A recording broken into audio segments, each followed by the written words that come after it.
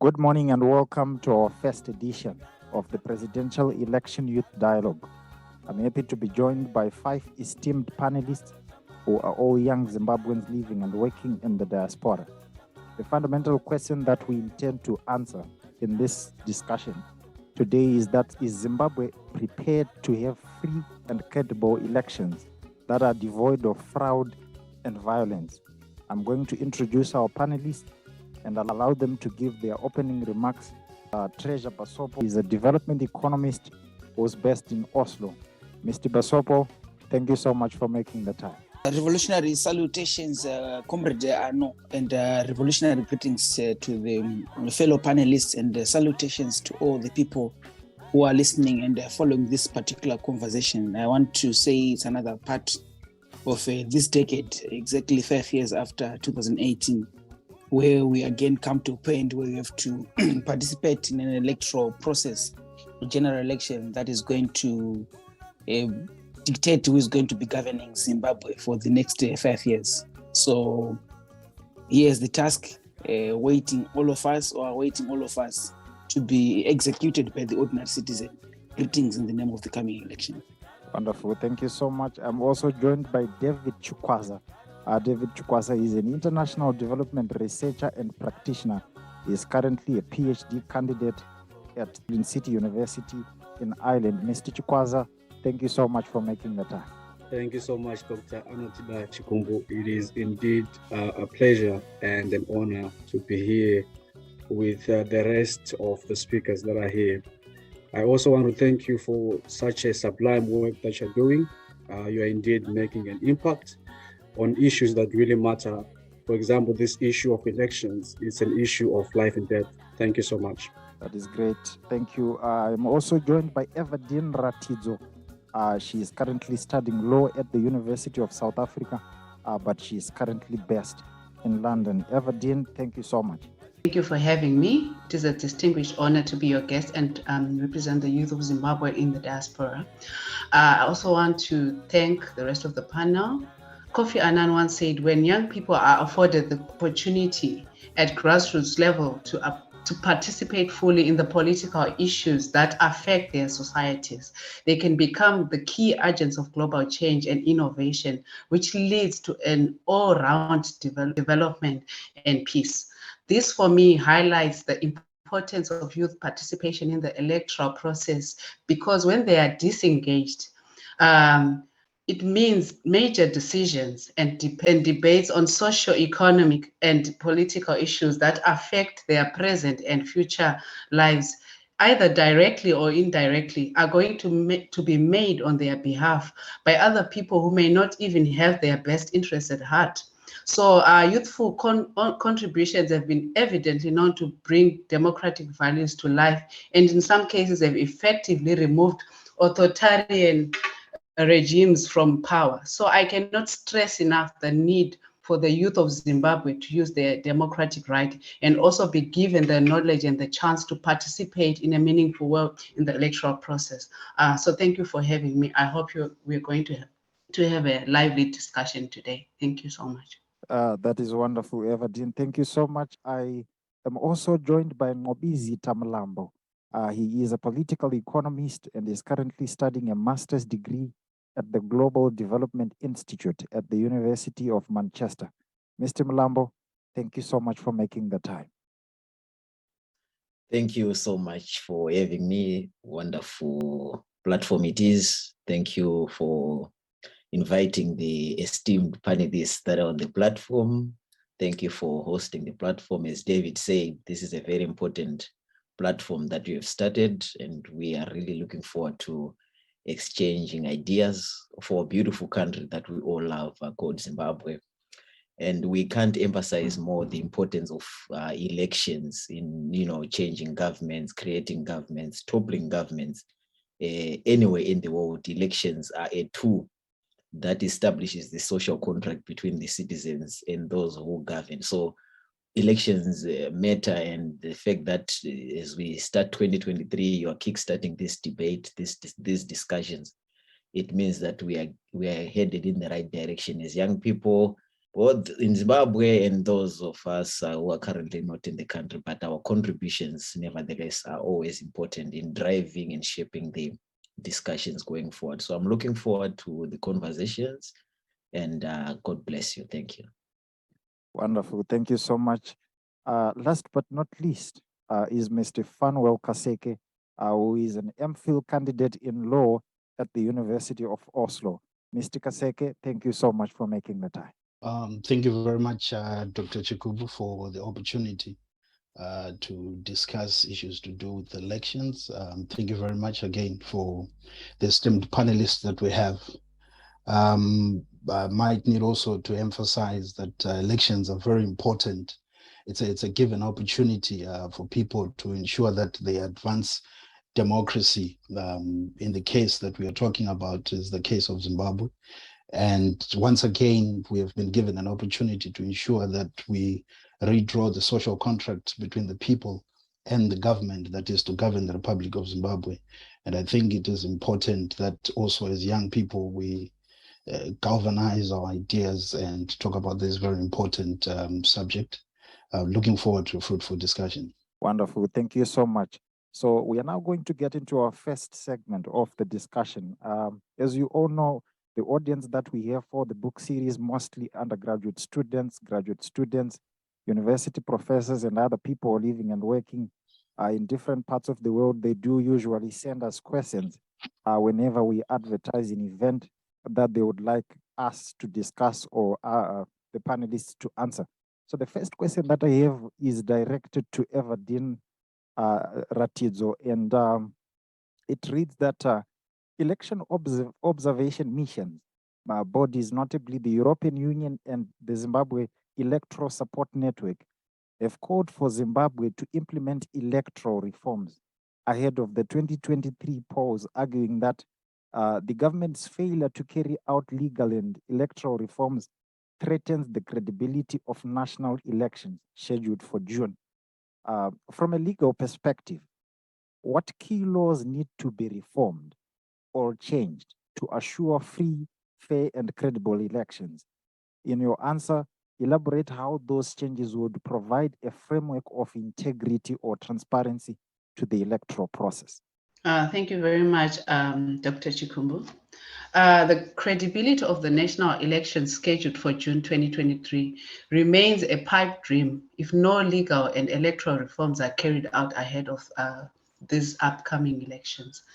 I think the four thematic areas that the electoral reforms should concentrate are the reform of the Electoral Act, and any changes that are made to the Electoral Act should bring noteworthy improvements to the election process by improving the campaign environment, therefore promoting a level playing field, accountability and transparency. Laws governing election administration and voter registration should also be amended. Laws governing campaign environment and political party financing should also be amended. And last but certainly not least, laws governing the media and press freedom. A notable example is the Private Voluntary Organizations Amendment Bill, which has been adopted and has severely impacted the freedom of association and restricted the legitimate activities of civil society organizations. Any amendments would have the following effects. First of all, they should bring electoral integrity, meaning that all electoral processes are held in the conformity with regional and international norms and standards. They should also bring electoral justice, meaning that the means and mechanisms for ensuring that actions and procedures employed in the electoral processes are consistent with the national and applicable municipal and international laws in order to prevent electoral disputes. Thank you so much. Wonderful. Thank you so much for that. I would like to bring in Mr. David Chikwaza. In June 2021, you wrote an article for Vanguard Africa Foundation, arguing that with the exception of the exclusion of the diaspora vote, Zimbabwe currently has some of the most progressive electoral laws that provide the foundation for a free, fair, and credible election. What is wrong in Zimbabwe today therefore is electoral practice, as you say. In other words, there is a yawning gap between the law and the practice of it thereof. In political terms, Mr. Chikwaza, perhaps those that are understood by ordinary men and women, can you explain what you mean by yawning gap between the law and the practice of it thereof? Thank you so much, Dr. Anotida Chikumbu. Well, there are three fundamental points I would like to make in response to your question. The first point I would like to make is that we have some progressive electoral laws in Zimbabwe that are very important in terms of setting the right foundation for free, fair, and credible elections. The second point I would like to make is that in as much as we have these progressive laws in terms of theory, we have a serious problem of malpractice. That leads me to my third and final point, where I am saying that what really warrants reforms in Zimbabwe is not really the laws, but the practice. Let me go back to my first point and explain a little bit. When I am saying in Zimbabwe we have progressive laws, do you know, Dr. Chikumbu, that in Zimbabwe we have a polling station-based voters law, which is just wonderful. And to add to that, we have the BVR, which also helps to make our elections free, fair, and credible. And also remember that amongst the legal instruments that govern elections in Zimbabwe, we also have the 2013 Constitution, which won the popular vote in a referendum. This in itself really should count in terms of helping us as a nation carrying out elections that are deemed credible, free, and fair. Now, moving on to my second point, Dr. Chikumbu, where I did say that while we have some progressive laws, there's a serious problem of malpractice. The malpractice of elections in Zimbabwe is everywhere. First and foremost, I would like for us to take a look at the conduct of ZEC, which is supposed to be responsible for the management of electoral processes. ZEC is supposed to be independent because ZEC is a Chapter 12 institution. It's a commission that is supposed to be operating independently in order for it to be able to discharge its duties effectively, efficiently, and responsively as expected. But we see that ZEC is not independent. ZEC is controlled. I remember, Dr. Chikumbu, that Professor Jonathan Moyo in his book, Excelgate, he does make reference to ZEC being controlled or being run by the army, the CIO, and other elements. And he also cites some instances where ZEC subcontracts its roles to other entities, for example, AFRICOM, something that is not supposed to be happening according to what is stipulated in the law. So we see, when we look at ZEC, we see that ZEC does not follow what is stipulated in the law. ZEC does not present itself as a servant of the people of Zimbabwe, but ZEC, in many instances, it has shown to be an extension of other forces, other parties that have a stake in electoral outcomes. So that is what I mean when I say malpractice. What do I mean when I say malpractice again, Dr. Chikumbu? I mean that you see that there's a lot of politically motivated violence that happens when it comes to elections in Zimbabwe. You see that there will be attacks on opposition members. There'll be a lot of attempts to intimidate voters. There'll be a lot of attempts to control outcome through the influence of chiefs, for example, in rural areas. These are some of the realities that we see. These are things that are not stipulated in the law. In fact, they are against the law. But we see these things happening and obtaining in Zimbabwe time and time again. And we also hear, when you read Excelgate, how in a scenario where the ballot box are supposed to move from A, B, C, D, they are skipping the whole process. You see them moving from A, skipping B and C, and going straight to D.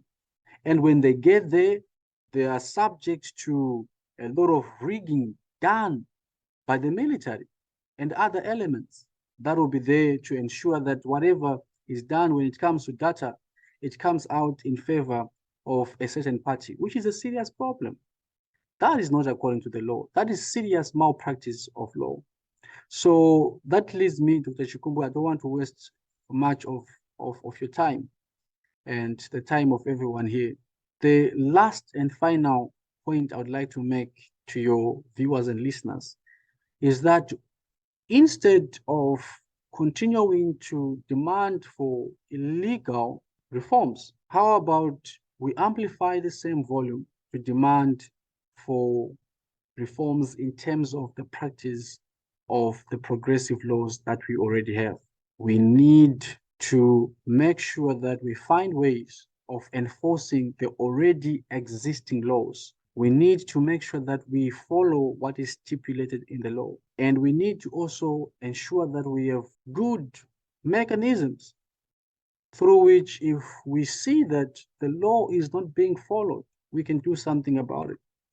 I'm not just talking about the courts, because we already know there's been instances where the courts seem to have taken a side against the citizens. So we need to really think of innovative ways, creative ways through which we can ensure that the laws that we have, the progressive laws that we have, are enforced and indeed observed in order for us to have free, fair, and credible elections in Zimbabwe, which are very critical, especially at this point.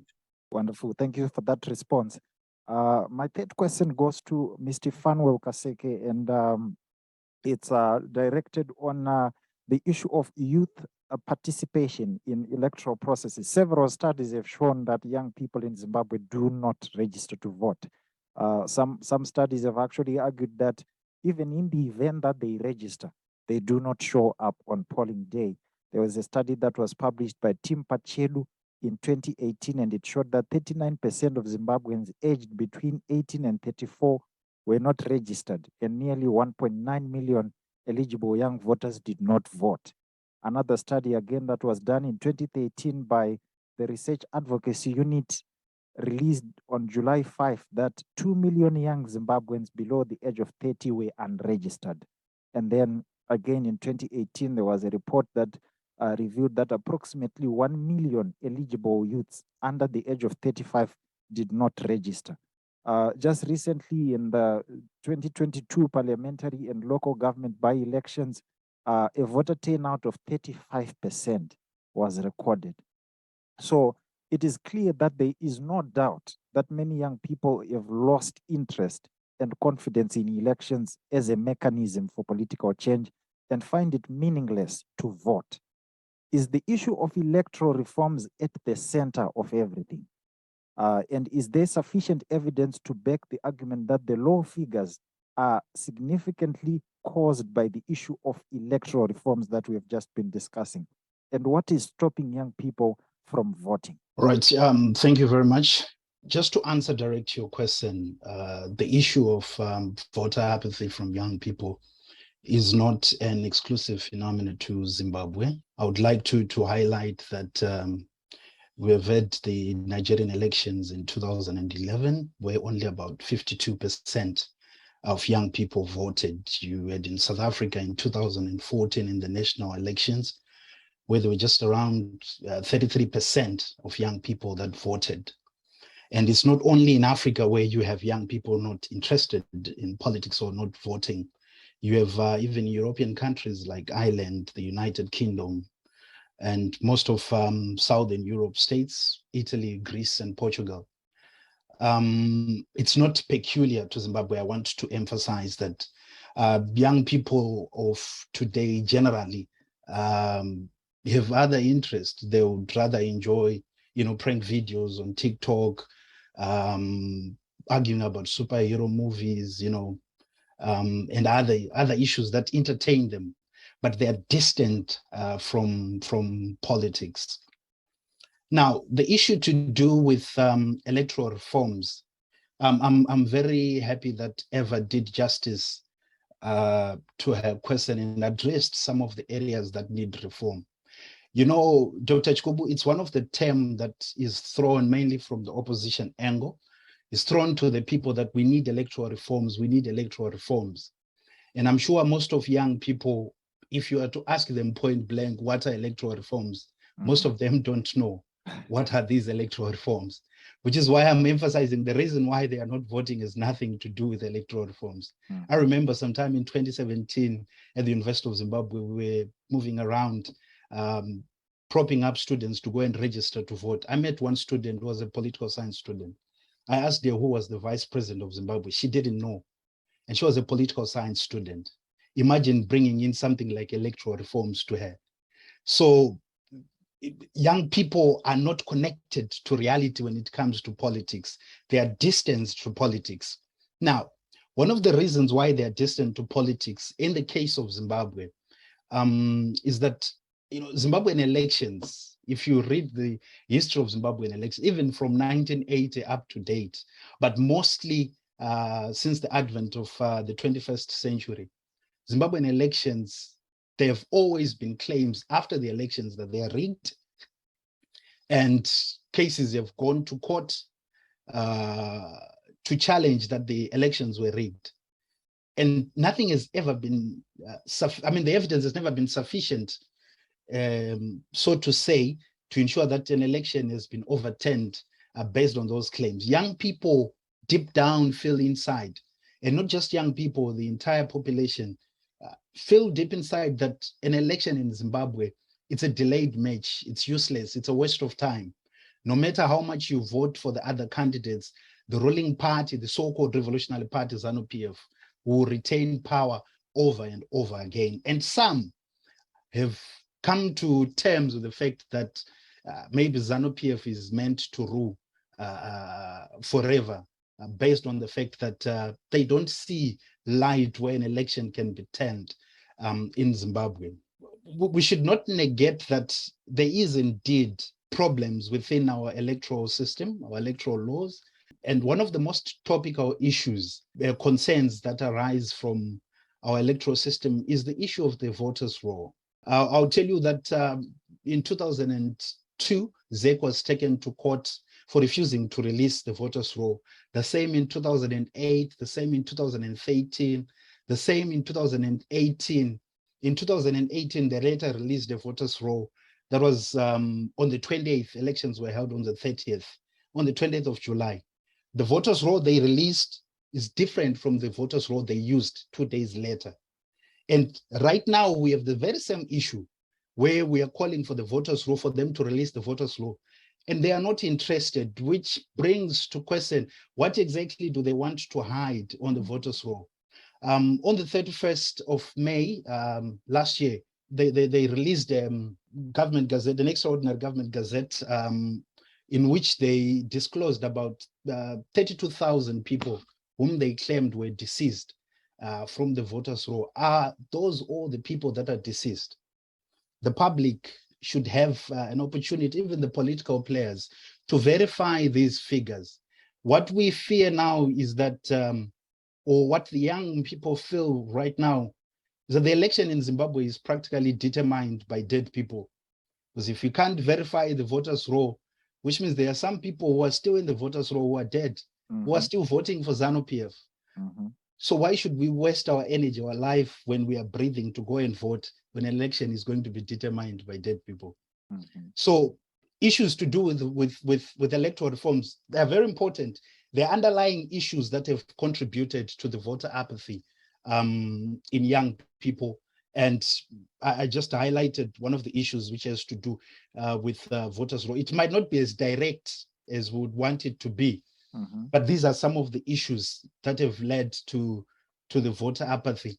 And I think moving forward, political parties should also highlight to young people areas that they want to be reformed, and also to question the political parties. What have they done to ensure that these reforms are done? You know, demanding a reform from a press conference is not enough. There are two ways in Zimbabwe which you change the law: through the courts and through the parliament. What has been done? Has there been anything that has been done to challenge even what the appointment of the ZEC commissioner? which is done through the president.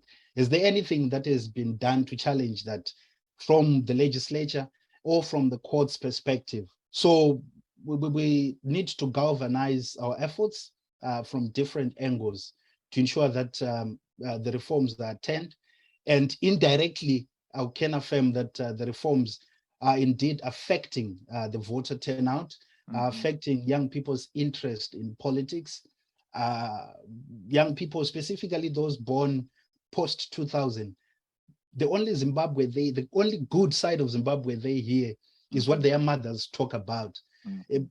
Frankly speaking, most of us who are in the panelist, we probably, if we enjoyed Zimbabwe, was the early 2000s when things actually started getting bad.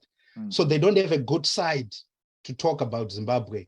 As a result, they blame everything to the politician. As a result, they feel the politician serves self-interest, and they've disintegrated themselves, they've disengaged. So there's a need to re-engage them to ensure that they contribute to the politics of Zimbabwe. That is great. Thank you so much, Mr. Kaseke. We will obviously get back to reflect on that and to invite others to reflect on it as well. But let me move to Mr. Basopo. I'm sure that you are aware that opposition parties have raised concerns over intimidation and physical attacks and arbitrary arrests of their supporters and senior party members, and banning of their rallies in what they say is a calculated move to frustrate them.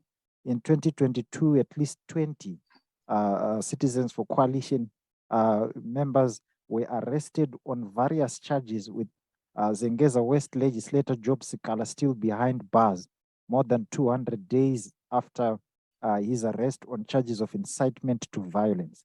And responding to these claims in a separate interview, ZANU-PF spokesperson Christopher Mchangwa accused Chamisa and CCC members of being crybabies, boasting that Mnangagwa had already won his election bid. So the question for you, Mr. Basopo, is that what is the extent of state-sponsored repression of the opposition? And should the opposition participate in elections against such malevolence? Oh, thanks, Arno, for bringing out this very important issue around the deliberate oppression and the suppression of the opposition voices in a country which constitutionally celebrates to be a multi-party democracy, which is supposed to hold elections that are supposed to be participated by all. And I think ZANU-PF has been, for a long time, been perfecting its architecture of oppression to become a full-blown electoral authoritarian regime. It is not a secret that ZANU-PF can be classified within and amongst other globally acclaimed authoritarian ruthless leaders in the countries where elections have failed to produce anything. Countries like Azerbaijan, Zimbabwe can be classified in the same sentence with Cameroon, Malaysia, Egypt, if you are to talk of these countries.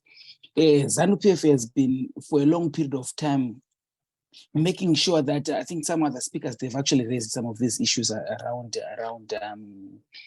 voters' rolls, around the media, but they've made sure to perfect a system or to architecture a regime that can be perceived to be a democracy by making sure that the constitutional obligation to go to the election after each and every 5 years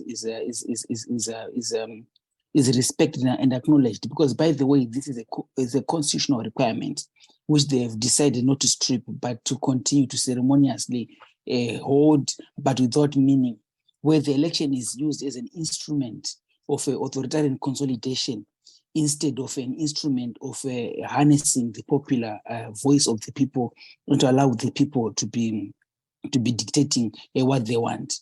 But I think it's important to realize that the people in Zimbabwe must not lose their hope. The people in Zimbabwe must know that they are part of so many other countries where this type of leadership is being experienced. It's not only peculiar to Zimbabwe. As you are speaking right now, more than 30 countries in Africa are going to an election. It's not only Zimbabwe, there are about 54 countries in Africa, and more than half of them are going to election. One of them is Nigeria, if I'm not mistaken, it's going next week. And the circumstances are almost also the same. There is a massive police brutality, there is manipulation of the electoral process and stuff like that. The people of Zimbabwe must not lose hope. Zambia is also classified as an electoral authoritarian regime. But ultimately, they managed to outmaneuver or remove Edgar Lungu through the very same electoral process that we want to shun from participating in. It's only about how the society is prepared to be organizing. Because elections, in as far as much as they might not be the best instrument of replacing government and removing them, other people, they might think of resorting to violence and stuff like that. But elections can work if opposition parties, if the citizens, if political parties, if the media, as political actors, take their part in an organized way towards liberating their own countries. As you know, that electoral authoritarian regimes, they perfect their art around becoming broadly inclusive. They allow opposition parties to participate in holding universal suffrage for the election to be there. They are minimally open. They are minimally inclusive. So all these things they do, and ZANU-PF has also been doing that.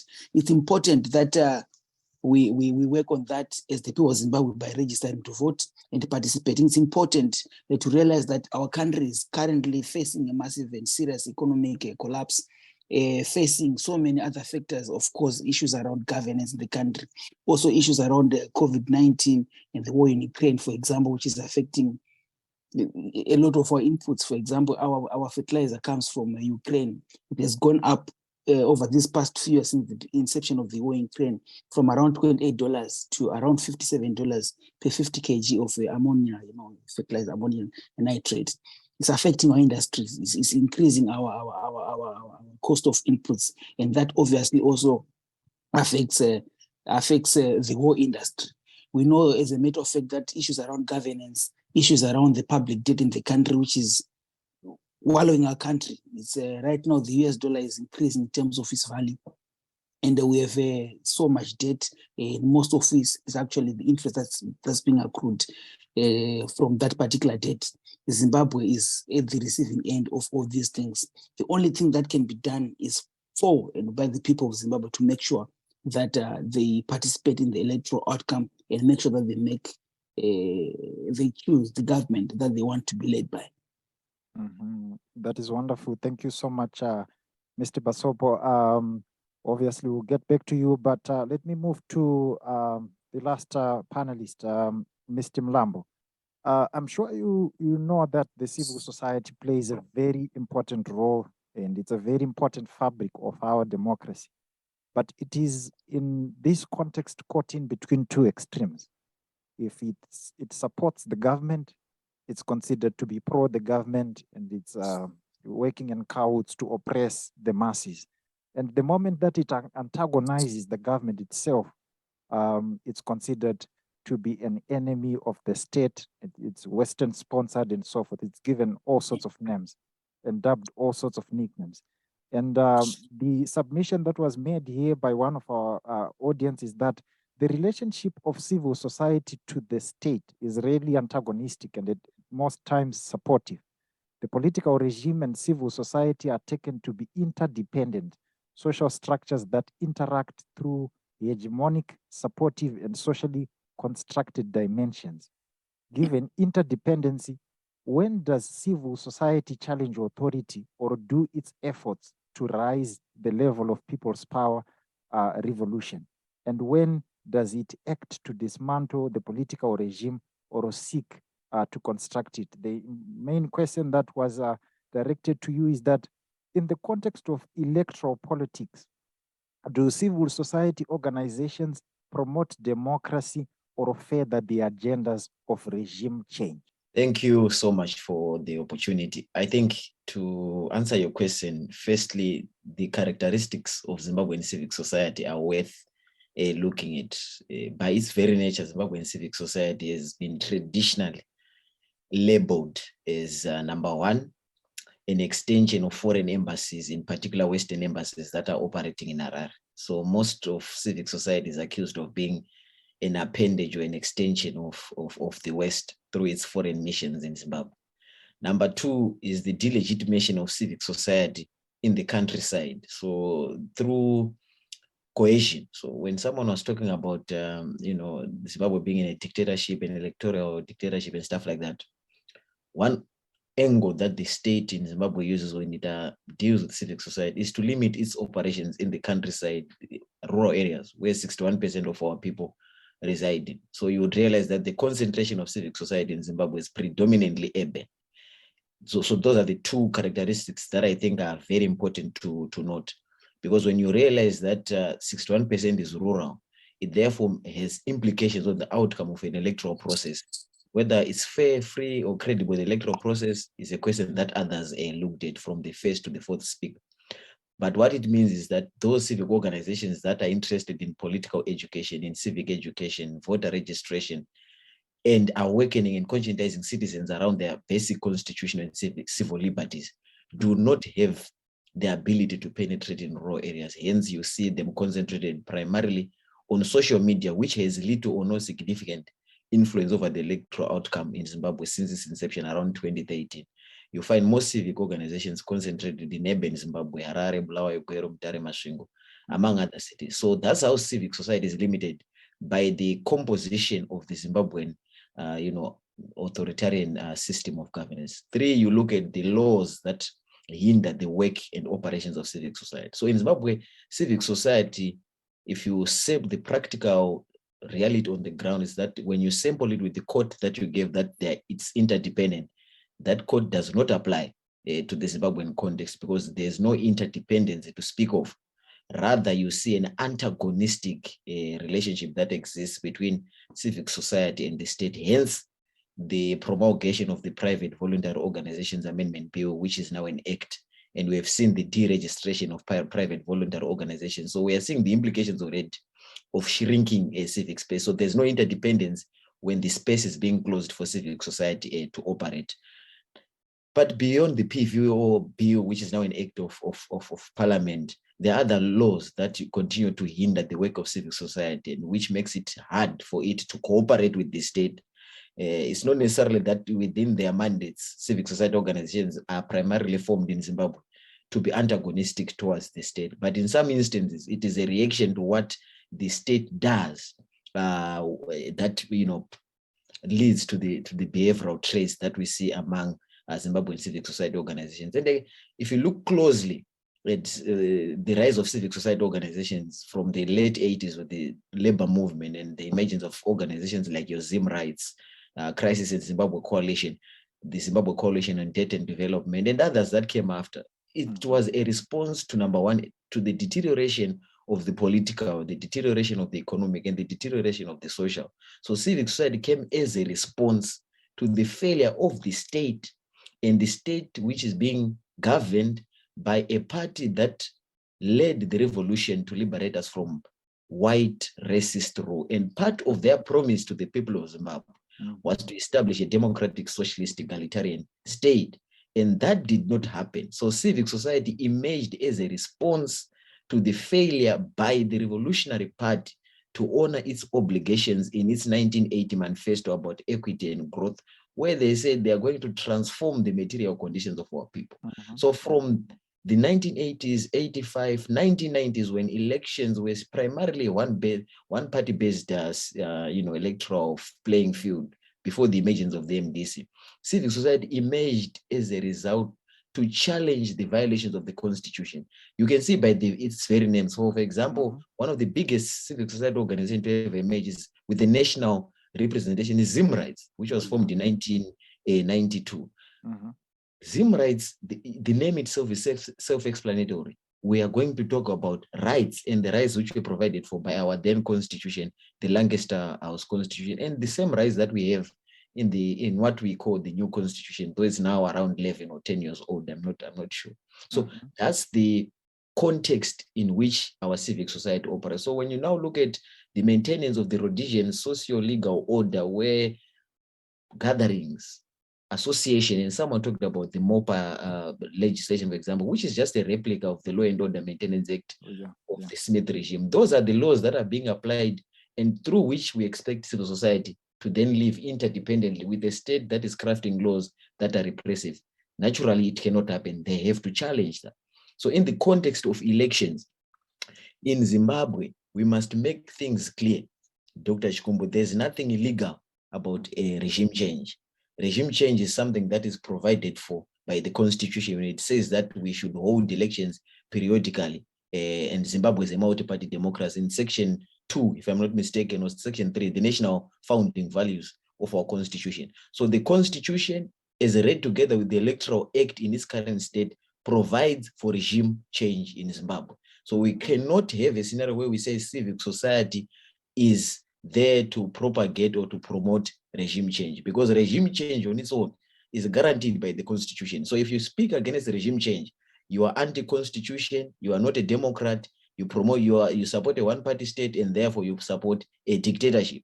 So Zimbabwean civic society, when it says we need reforms in the electoral playing field to level the playing field, it is not saying we have saying vote for a Chapman. It is not saying vote for Nkosanamo if he's contesting. It's rather saying that the laws that are there and our constitution should be in sync. If the constitution says there should be the smooth transfer of power after elections, civil society then says, let there be smooth transfer of power after elections. But for that to be guaranteed, the elections must be free, fair, credible, and pass the legitimacy test so that they are representative of the legitimate concerns of and aspirations of the people of Zimbabwe. Where you are governing without the genuine legitimacy of the people, you then label civic society as a regime change appendages. You then label civic society as being involved in politics. Yet man by his very nature, we have political scientists here, man by his very nature is a political animal. And those very same civic organizations have got political rights, like any other organization or political, like ZANU-PF itself, rights provided for in the Bill of Rights, Chapter 4 of our Constitution, that we have got the right to form, join, and agree with or disagree with the political part of our choice and make political choices. So you can't say because you are now a civic organization, you are no longer part of society, you can't participate in politics. Civic society are people. Civic society are not abstracts. These are human beings who have decided to mobilize. But the challenge, as I conclude, in the interest of time, the challenge that our civic organizations face are that, number one, they will now have what we call traditional civic society organizations that have moved into NGOs. I think that's very important to distinguish. And NGOs, by their nature, feed into the capitalist system of doing things. So they are reformist in nature. NGOs are not revolutionary. Then we had the emergence of radical social movements, which formed part of our civic society in 2016, 2017, 2018, in 2017. Those 2 years, 1 year or so. The emergence of the Tajamuka says Chikele campaign, the emergence of #ThisGown, that was led by unemployed graduates. Those were revolutionary, non-reformist organizations or movements that called for the total collapse of the state and its edifice. Those that believe that the constitutional order of things does not work, because as someone said, I think it was Mr. Kaseke, who said that we see elections as just a process, we are bored. So you saw the emergence of social movements that did not want elections really, but they wanted to topple the government. And the most clearly, you didn't see support clearly from your reformist NGOs and from a reformist opposition. So this is very important to understand, that it said that they go for reform or they go for revolution. But as it stands, they are reformist organizations. And the least they can do is to go on Twitter and say #register to vote. The least they can do is to analyze the delimitation report. The least they can do is to be observers and monitors of elections through ZESNI, Crisis Zimbabwe Coalition. These are reformist organizations. We wait for a moment when radical Marxist, radical socialist organizations will emerge to topple the state capitalism that we are seeing in the Zimbabwean context. Thank you so much. Thank you so much, Mr. Mlambo. I'm now going to open this second segment to you all to respond. So at this point, I will ask you to all unmute yourself so that you can just respond to any of the questions that I'm going to be asking interchangeably. So now, a very important point has been raised by Mr. Fanual Kaseke, that there is also apathy amongst our youth, amongst our young people. There is generally a lack of interest in political issues. And part of this has nothing to do with reforms, which was a very important point to note. But at the same time, it has been raised again by other panelists that people do not have confidence into the electoral process simply because of the absence of reforms. That is the fundamental reason that makes Zimbabwe not ready to have elections. So do we have total assurance that if we have fundamental electoral reforms, the numbers of youth participation into the electoral processes will change? I'll open this to the floor. I totally resonate with the point that Mr. Kaseke raised, and it is notable even within close associates. When I shared this platform with other people so that they can tune in and listen, I had certain individuals tell me that, oh, you are now doing politics. And I'm like, no, we are political, as the other speaker raised, that we are political beings as it is, because whether you like it or not, politics is affecting your everyday life. So the best thing is to take part so that at least you can have a say, you can have, you can make decisions, because either way it's going to affect you. So it's one thing that the youth need to realize, that it's not going to take reforms. It's going to take their participation and active participation in the politics of the societies that they are in to change whatever is going on in the present and whatever will go on in the future. But I don't know if we lack education. Is it the lack of political education, or it's just people are disinterested? There are other things that they consider to be more crucial than engaging in political discussions and everything that goes with the political situation in Zimbabwe. Yeah, it resonates with me totally. Thank you so much. No, thank you so much. I couldn't agree more. But as I think it's Basopo who said, you know, there are instances where we have seen competitive electoral authoritarian regimes being toppled through the ballot. It's a rare occurrence, yes, but we have seen that in Zambia was sliding towards authoritarianism under Edgar Lungu. But the young people, they proved that, number one, it is important to register to vote. Number two, it is important, lessons from Zambia, to go and vote. Number three, it is important to sleep at polling stations after voting to protect that particular vote. So these are some of the issues that in a dictatorship, because the dictatorship does not follow the law, a dictatorship does not respect its own laws, the rule of law, the constitution. You have to go the extraordinary mile, and going the extraordinary mile is putting one's life at the very line, because this is a matter of life or death. Elections in Zimbabwe are not just elections like in Sweden or in Norway, where Kaseke and Basopo. Elections in Zimbabwe are a livelihood issue. If you vote for ZANU-PF again, then you are guaranteed of informality to continue. If you vote for ZANU-PF again, then you are equally guaranteed that, okay, we're going to continue with money changers in the streets. We're going to continue with deindustrialization. We're going to continue with scarf-bearing mongers who do not understand the importance of solving the socioeconomic question to create decent jobs. For young people, it's a matter of life or death. It's either you vote or you vote. There are no options to say, elections don't work, because there is no revolutionary movement in Zimbabwe that is going to say we're going into the mountains like they did the youth of the 70s to say we're going to challenge Smith through a revolution. No, the generation of today's leaders, no, we're on TikTok, but influence each other to register to vote and go and register to vote and protect your vote. Someone said we have one of the best laws. I think it was David, that they are pasted outside the electoral, the voters' roll is polling station based. That's a starting point. At least we have somewhere to start from. The law again says once the results are agreed upon in a polling station, they're supposed to be pasted out of that particular polling station. So yeah, if you are technologically gifted, if you want to contribute to the cause for change, why not establish somewhere parallel voting to voter tabulation system? That's another way you can contribute after you vote. So in Zimbabwe, we've learned that way. Kaseke was talking about, the courts making decisions, maybe 2 or 3 days before an election around the voters' roll. That's the reality in a dictatorship. And there's no way ZANU-PF is going to reform entirely for us to have a free, fair, and credible election. In 2007, it took Zimbabwean civic society through what they called the Save My Zimbabwe campaign. Do you know that Mugabe wanted to postpone elections to 2010? But the Save My Zimbabwe campaign and the Democratic Resistance campaign of the MDC led by Tsvangirai then pushed the election to 2008. And for the first time, Mugabe was defeated.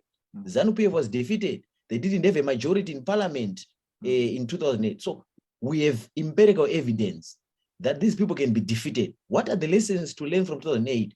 That when you win a presidential election, Mr. Tsvangirai, you don't run away, but you stay in the country. And in this instance, you sleep where the ballot boxes are in the 10 provinces of the. Then there are things that the opposition should do to motivate these young people to go and register to vote so that they vote for.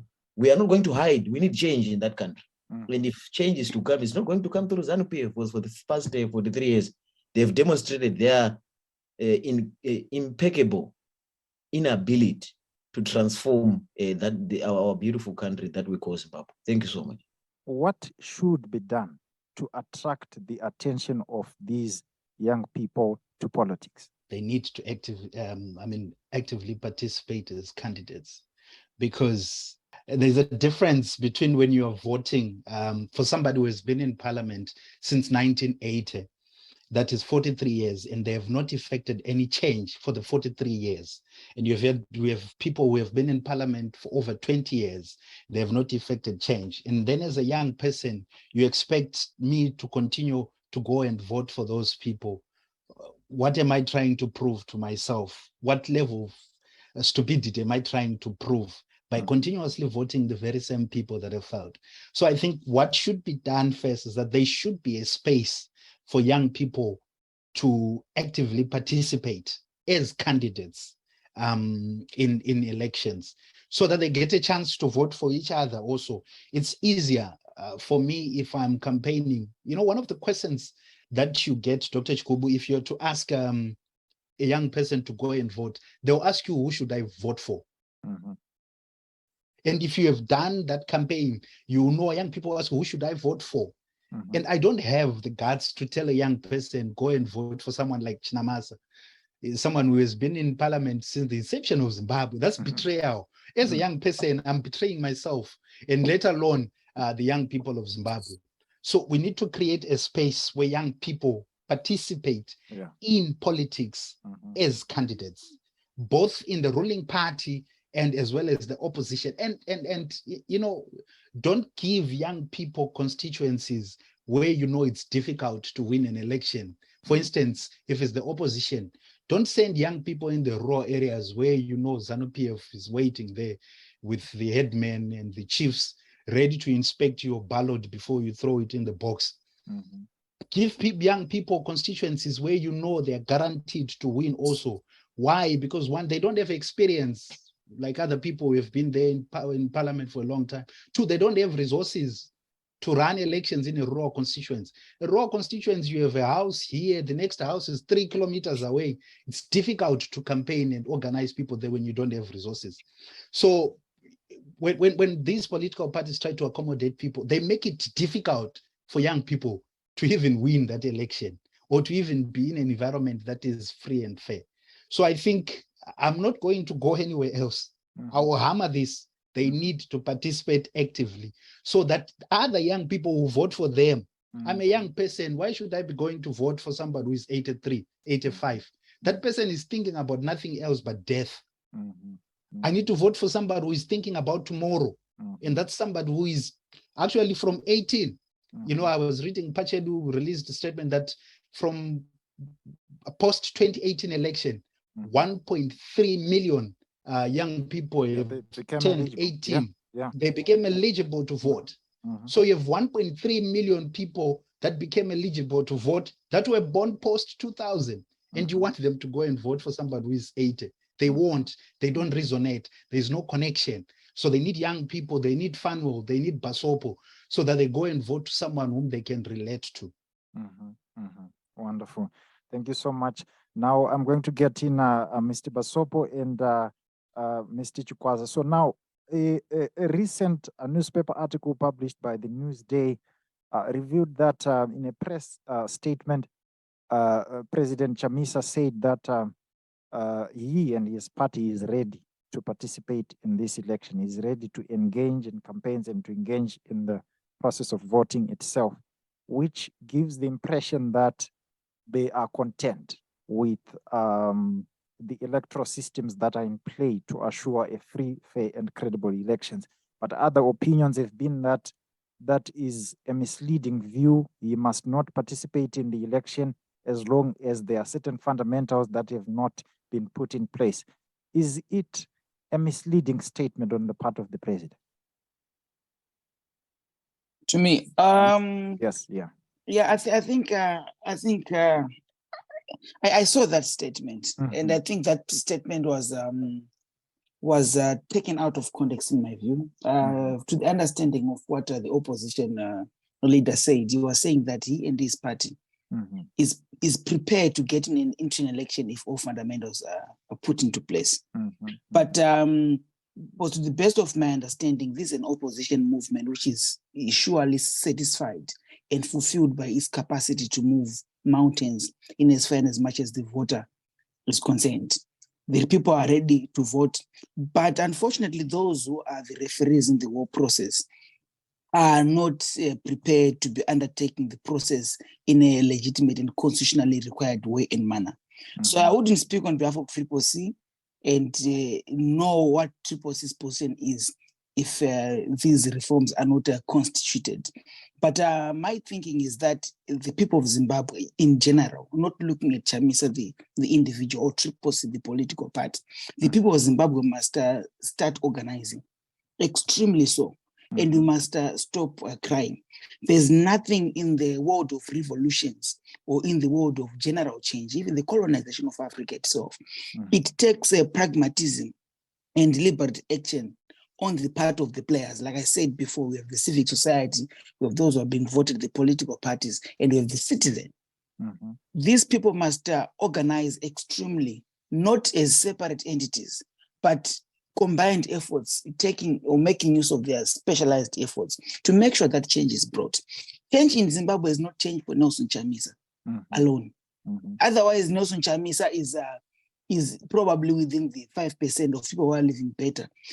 Between 2012 to 2022, last year, we have more than 70.8 million people who got into the classification, not Zimbabweans, who got into the classifications and into the classification of the categorization as living in extremely poor circumstances. What does this mean? These people do not have access to basic meals. That means to say they do not have access to not just 3 meals per day, but the necessary nutritional value in the meals that they consume. It means these people, they do not have access to clothing. They do not have access to things like education and everything else that qualifies a person to believe in what is called a decent life. So it's not about continuously looking at the Triple C or looking at Chamisa, the person. Zimbabwe is a country that belongs to 15 million citizens. The independence of Zimbabwe did not come just because of Robert Mugabe or whoever would want to celebrate during those days. In fact, Mugabe was in prison for up to 11, if not 10, if not 11 years, if I'm not mistaken. But the revolution did not stop. Mandela, when he was in prison at Robben Islands, the revolution in South Africa did not stop. The people outside were committed and were prosecuting the revolution on a daily basis. So nothing can stop organizations. Zimbabweans, you must rise up. I like what you are doing, Doctor. You're making sure that you are contributing the little you can in terms of opinion generating and making sure that the people are enlightened. People are contributing different type of things. Right now, we have a case in court with a documentary which was produced by Camilla Nelson. Like I said, these regimes, they can actually even allow external media to come through and give reportage of what's happening, but they do not mean it. When a documentary is produced of an electoral process showing the shamness or the level of lack of integrity in the election, then they actually banned and failed to make sure that the documentary is given for the people of Zimbabwe to watch. It's not a coincidence that ZANU-PF since 1980 is running a single TV station.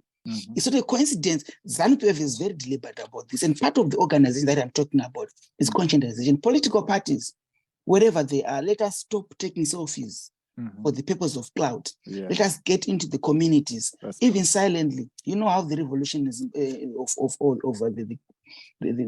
the African independence was executed when they took the people as the water and the revolutionaries as the fish. It means that people are very important. So, comrades, we can spend the whole day talking, but let us organize. Let us help the people organize. I like the initiative which is being done by some other citizens on Twitter, raising money. We realize that we don't have money in the revolution, but we are also poor people, by the way. But at least they are putting their dollars. I think right now they have more than 300,000. That's supposed to be charged in the electoral process. So let's just organize and stop agonizing. Luta continue. Thank you, brother. Thank you so much. Mr. Chikwaza, I want to bring you in. What is it that is stopping young people from participating? And what is it that will get them to participate? What Zimbabwe needs right now is liberation. Zimbabwe, on paper, is a constitutional democracy. That's what the constitution tells us. Says Zimbabwe is a constitutional democracy. But the reality on the ground is Zimbabwe is not a democracy. Zimbabwe is an authoritarian state. It's a junta state. Those are the realities, which I like the fact that it has been highlighted. I think Mlambo did mention us, he was making a call to us to appreciate the fact that we are dealing with an authoritarian state, and we are dealing with a government being run by a party that is not wanted. And it is not an area of contestation that even the people within ZANU-PF, they want ZANU-PF to go. But some will just carry on because of the trinkets that they get to benefit and enjoy, or the lifestyle that they get to live by supporting ZANU-PF or by appearing to be moving with the agenda of the party. ZANU-PF is unwanted, but ZANU-PF continues to impose itself upon Zimbabwe and continues to rule Zimbabwe. There is no rule of law. There is no democracy in Zimbabwe. So if there is no democracy, I think the million-dollar question that we have to answer is, if there is no democracy in Zimbabwe, what are we going to do to liberate Zimbabwe? And I think that's the question that you're asking me. What can we do? Now, I've seen young people, they've been trying. To say that young people have not been trying will be unjust. Young people have been trying. Not only young people, even old people, they've also been trying. We have been trying and trying and trying, even though some of these movements have been piecemeal and in many cases not organized. So I feel like what has been lacking, Dr. Chikumbu, is leadership. We can all have great ideas. We can all agree that we have this common purpose, this common agenda. But if we lack leadership, if we lack those people that are willing to take the leadership role, because one of the reasons or one of the purpose of having leadership is there to come up with a strategy. Leadership is there to give us a vision. It's there to articulate exactly what we want to achieve.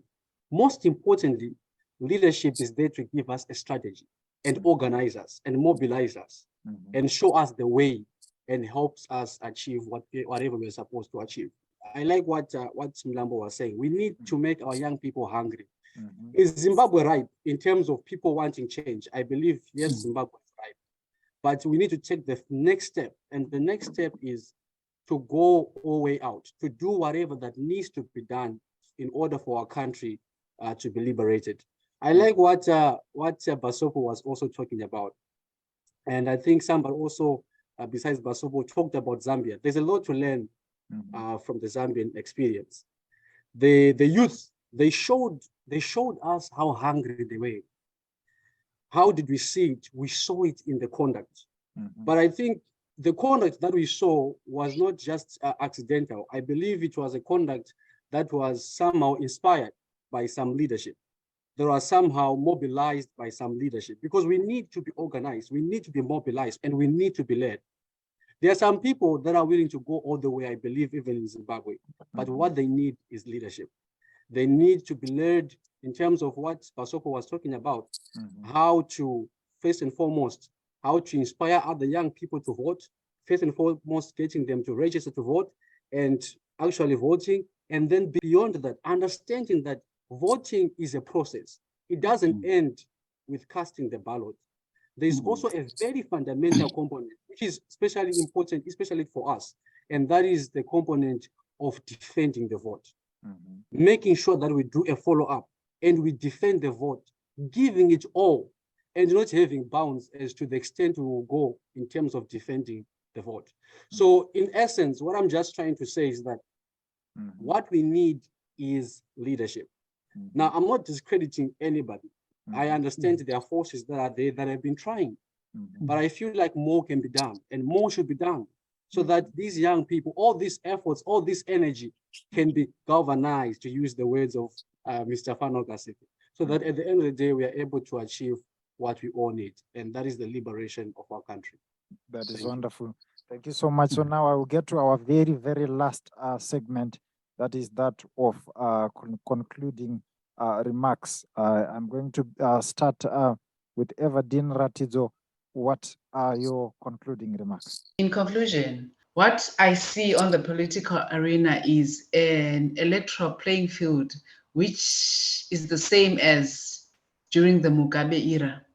The ruling party has all but perfected its messaging, its use of the law and the security institutions against its opponents, and the conflation of the party and state resources to boost its position. This country is supposed to be in full election mode, but however, all I see is that the political and electoral playing field remains deeply uneven and staked in the favor of the ruling ZANU-PF party. The Zimbabwe Electoral Commission is populated by military officials who have positioned themselves as the final arbiters in the country's political power configuration. So I can therefore conclude that if, amongst other things, as long as the Electoral Act is not aligned with the Constitution of Zimbabwe and the independence of the Zimbabwe Electoral Commission is not strengthened, and the legal measures are not taken to mitigate the abuse of state resources and state-owned media to fully guarantee the independence and impartiality, Zimbabwe is not ready at all to have a free and fair and credible election. Thank you very much. Thank you very much, Mr. Fanual Kaseke. This is your time. Zimbabwe is not ready for a free and fair and credible election. You saw last week, I think there was a press conference by the chairperson of ZEC. She's adamant that even the queries that were raised in the delimitation report will not stop an election. She's adamant that no matter what come May, as long as the election date is declared by the president, you will challenge post-election, but you will not stop the election. So whether the TEF is not level, it's not fair, they're adamant that we are going to election. And that poses as a threat to any concerns that young people, even political parties, have to ensure a free and fair election. The authority that is responsible for the election is not willing to even compromise. They are adamant that we should just proceed. And we all know that the most difficult thing to do is to overturn an already announced election result. So as a result of the violence, one of the things that I also fear, pre-2018 election, there was less violence to the election than post-election. The reason being is that Mnangagwa's government was trying so much to be reintegrated in the international community. They wanted to be part of the Commonwealth. They wanted to portray a certain picture to the international community. That's why there was little violence pre the election. But when they saw that their power was challenged, they unleashed the army to devour on the innocent civilians. And what I fear now with the successful failure in trying to re-engage the international community over the past 5 years, there might be more violence pre-election. And we have already seen it, how they are suffocating the opposition from campaigning, and nothing is being done. It seems as if campaigning is sacred to the ruling party, and whilst the opposition cannot. So we already have fissures, we already have signs that the electoral trajectory is not free and fair. I don't think getting closer to the election will make it any better. Thank you. Wonderful. Thank you so much. Mr. Nqobizitha Mlambo, this is your time. Thank you. No, they've said it all. There's not going to be an election. And so long as ZANU-PF is in power, there's never going to be a free, fair, and credible election in Zimbabwe. What we know is that rigging is a ceiling. We learned that from Zambia. We learned that in 2008 in Zimbabwe. Millions of our people should go out and vote. Millions of our people should defend the vote. If they do not announce anyone other than Advocate Nelson Chamisa as the next president of Zimbabwe, then the people of Zimbabwe have to determine whether that was their choice or not. So the choice is with the people. At the end of the day, we know of brutal fascist regimes that fell. Milosevic fell, Gaddafi fell. You might not agree with the means through which Gaddafi fell, but he fell. So dictatorships can and will fall, but it takes the sovereign will, the desire, the hunger for change, and the tenacity and courage of a people. And it comes back to David's point. Leadership must wake up. This is not child's play. This is a livelihood issue, and we want change as early as yesterday. For today is rather too late. So it's not going to be free, fair, and credible, but the people should fight to the end. Wonderful. Thank you, Mr. Basopo. Once again, thank you, Doctor, for this opportunity, and thanks to all those who've been listening. But after all, I want to state it clear that, comrades, no one is going to save us. Even Grace Mugabe failed to save people like Jonathan Moy when they said, Mama, come and save us. I'm just joking, but no one is going to save us. Even Che Guevara made it very clear that I'm not a liberator. People liberate themselves, and no one is going to extricate us from the jaws of this repressive regime. And we also must, Zimbabweans, we must also cease from this this system of thinking that there is going to be what we usually want to call the international community. Other people must come in. Like I said, right now in Africa, of the 54 countries, in 2022, 30 countries are having an election. Each country is focusing on its own needs. Each and every country, Europe is just speaking, right, is burning. There is massive economic problems that they are facing, increase in electricity prices, increase in gas. They don't have time to be focusing on us. In Latin America, they are fighting their warlords.